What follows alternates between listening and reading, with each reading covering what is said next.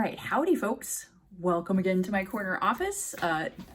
You're gonna see me in here a lot more as the weather gets colder, but it's also nice and quiet. Like I think I've said about a million times before, this is something I value as a mom. I'm digressing already. I want to keep today's video kind of short and sweet. This is the time where they're kind of smaller chores to do in the garden, and the one thing that I want to do today is actually move a vertical planter that I have in my veggie garden. It's called a Greenstalk. I'll try to put like a photo here.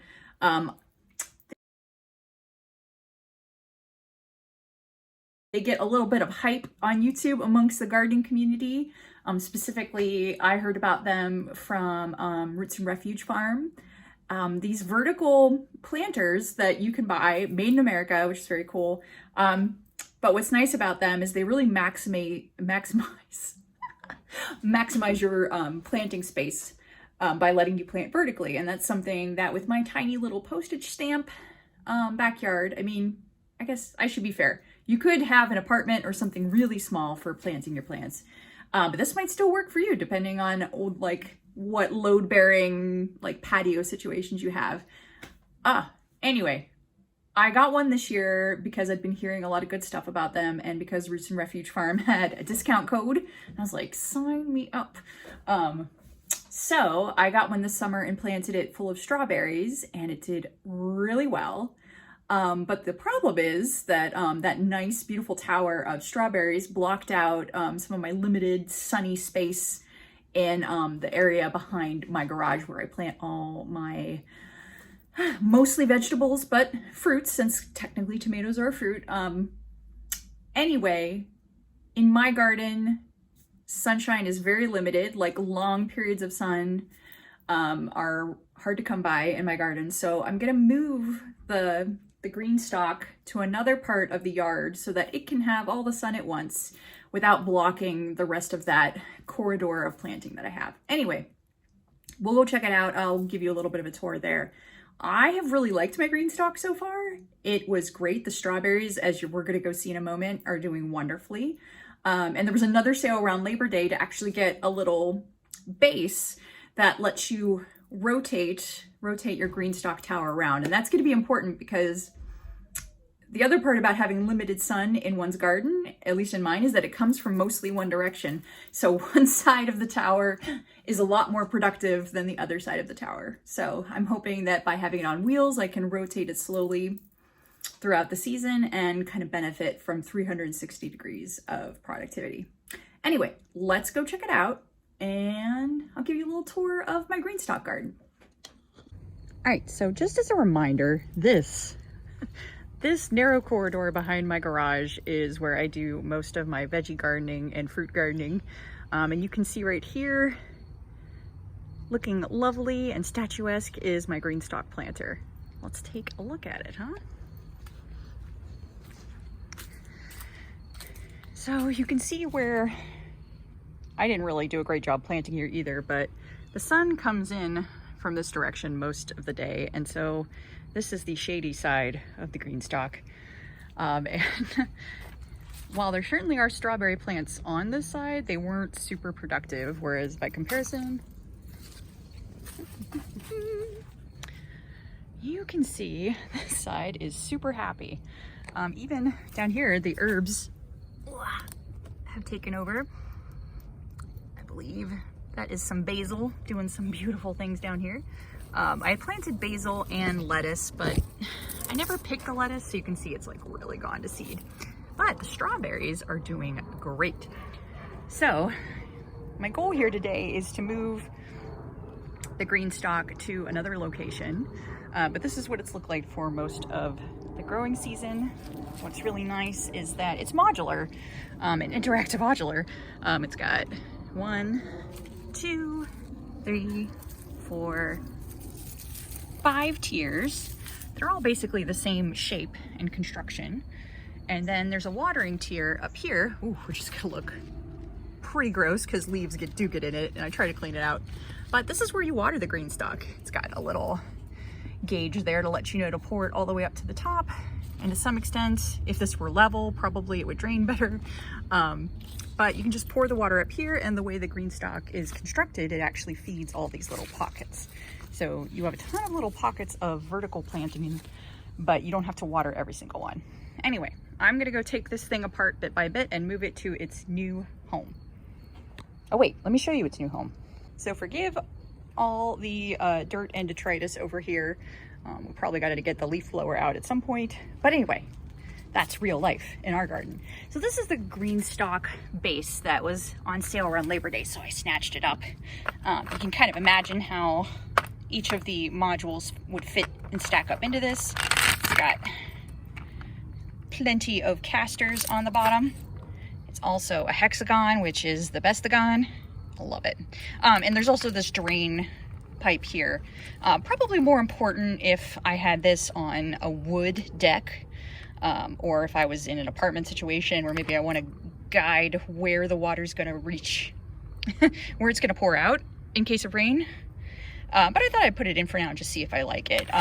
This is stamped cement, so it's really not as important. As long as the water does drain out, I should be happy. But anyway, I'm hoping that I can put it here beside the garage, and it should get a nice amount of sun from coming this direction.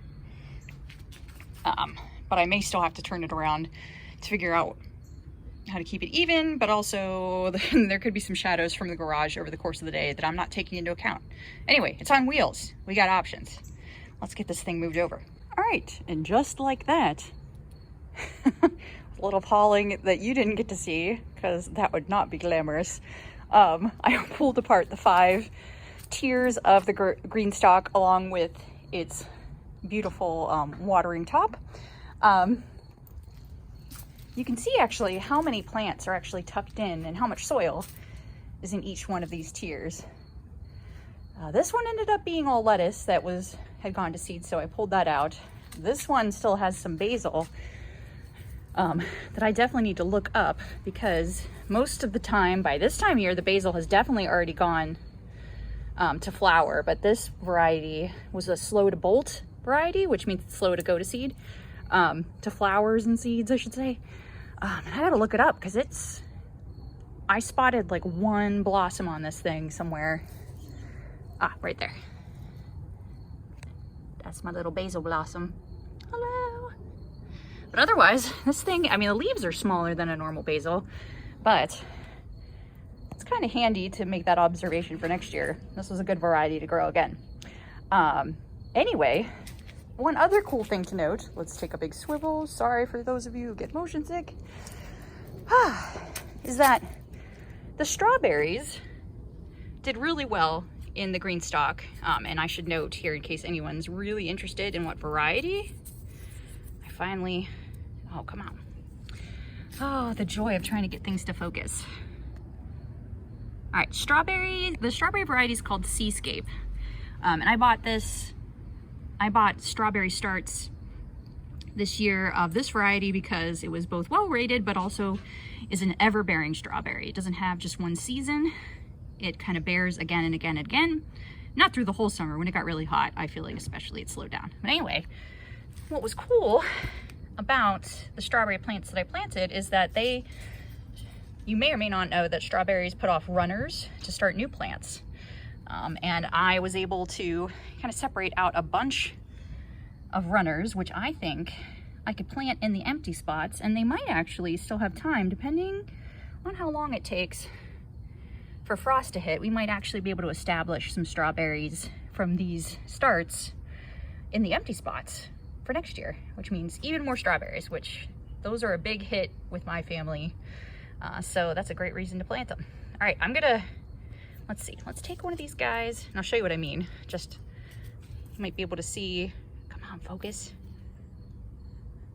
Oh. All right, well, I will bring you to the strawberry itself. You can see that they've got these little roots that come off right at those little hubs. I know that that's got a botanical name, but I don't have time to look it up. I got to plant.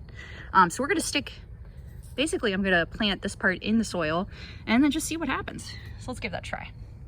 And just to show you that I'm not doing anything super magical, keep in mind that with the green stalks, the actual part of the ground that would be exposed to the sun is out here, past the like hub of the tower itself. So all I'm gonna do, I'm probably gonna do two if I can each. I'm just making a little like inch size hole down. Gonna cover it with just a little bit of dirt after sticking that little root thing in there. And really, we'll just see what happens. I mean,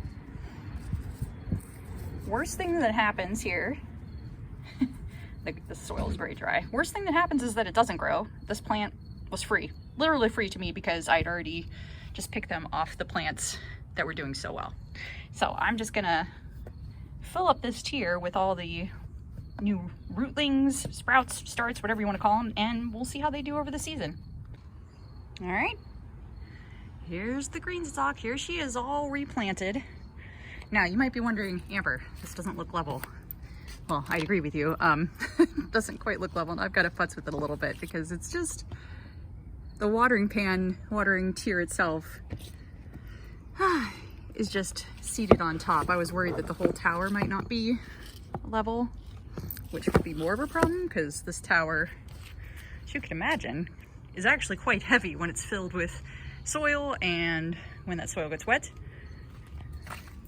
So it's probably important that the tower itself be level, and I'll work overtime to make sure this is seated correctly. Anyway, that is the Greenstalk in its new location with some more baby strawberries in it. And I'll just go ahead and water this and she'll be ready to go. All right, looking good, Greenstalk, looking good. All right, one last thing I forgot to say while I'm out here is that I'm in no way affiliated with Greenstalk as a company, anything like that. Number one, I'm not that popular, but number two, I just wanted to make sure to be clear. I just enjoy it, and I've seen good recommendations from other YouTubers, so just putting that out there. I just like it. All right, so that is the end of the video. The Greenstalk is now cozy and snuggled into its new location in a different part of the yard. Hopefully all the strawberries in there currently enjoy it, and I plan on adding some more to the bottom because herbs and lettuces did not do as well in the bottom, but probably because we don't eat those as much as maybe we eat strawberries in this house with little kids and kids at heart like myself and my husband. So anyway, the one thing I want to think about, you might want to think about if you get a Greenstalk, or really at this time, I know it's the total theme for all of us who are in temperate zones, is that the garden's gonna get cold, it's gonna freeze. You might want to be thinking about what planters you want to bring in for the winter. I'm gonna leave my Greenstalk out.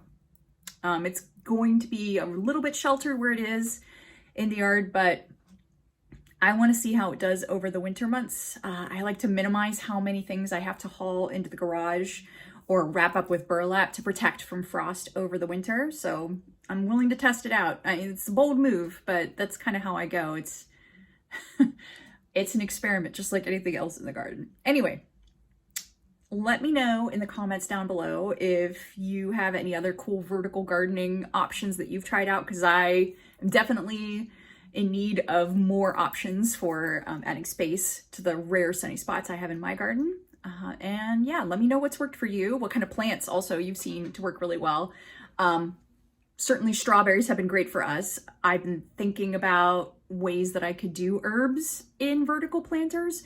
Give me some options. Tell me what you've learned. Let's learn together. All right, anyway, if you like this video, please like and subscribe so that you get more content right when it comes out, and that also helps me know that I'm on the right track with my content. And talk to you all soon.